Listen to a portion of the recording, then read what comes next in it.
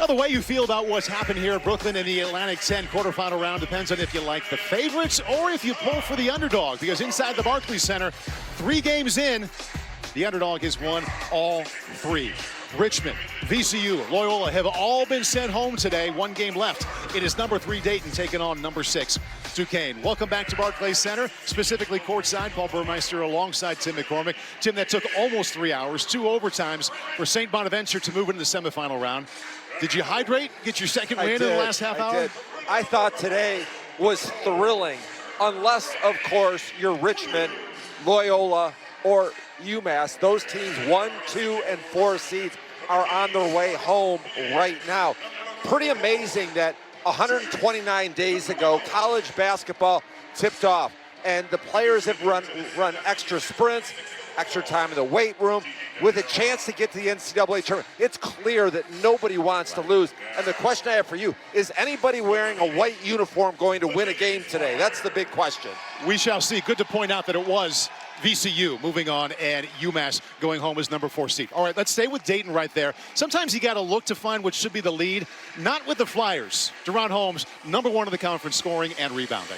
And I'm excited to rave about the All-American. Yeah, I said I think he's going to be an All-American this year. He owns plenty of hardware. Talking about Deron Holmes, co-MVP in the A-10, Defensive Player of the Year. And the numbers are so impressive. 20 points, 8 rebounds. He's an elite low post presence at both ends. And this weekend, this is his time to shine. Coming in, no surprise, off back-to-back double-doubles to close out the regular season. Let's go to the backcourt on the other side for Duquesne. If it's about Deron Holmes for the Flyers, you look at the Dukes, it's all about Jimmy Clark and Day-Day Grant. Yeah, they're spectacular. They're exhilarating. It is flat-out fun to watch. When you talk about Clark, he's got pro skills. The ability to make the jump shot. He started out the second half with a couple of huge buckets yesterday. I thought he was the best player on the court.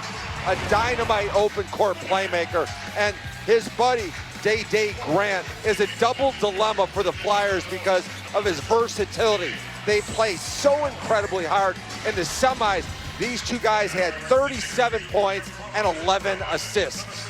In the backcourt for Dayton now, there's good news to report. For more on that, here's Caroline Pineda. Good news indeed, Paul, as point guard John Bennett returns to the starting lineup for Dayton tonight. He missed the last 2 games with a left thumb injury, which he told me this week is significantly better now. Bennett will be wearing a splint on that left hand, but he told me that it does not restrict movement and he will have close to normal function of his left hand. With Bennett out the last 2 games, A-10 6th man of the year, Kobe Brea, moved into the starting lineup and scored 18 and 21 points in those matchups. Head coach Anthony Grant told me this week he has considered Brea's role to be that of a 6th starter all year, and that his ability to step up in these moments is a testament to his character and resilience. Javon Bennett, we see him right there talking to his head coach Anthony Grant in his 7th season, another 20-win season. They come in at 24-6. Grant looks, though, for that elusive first Atlantic 10 tournament title.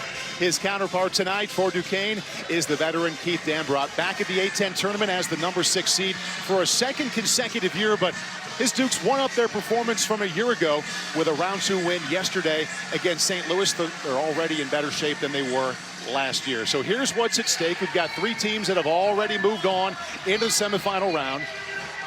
And Keith Dambrot right there is hoping that his Dukes are the next team to do so. But the semifinal round is coming up on Saturday.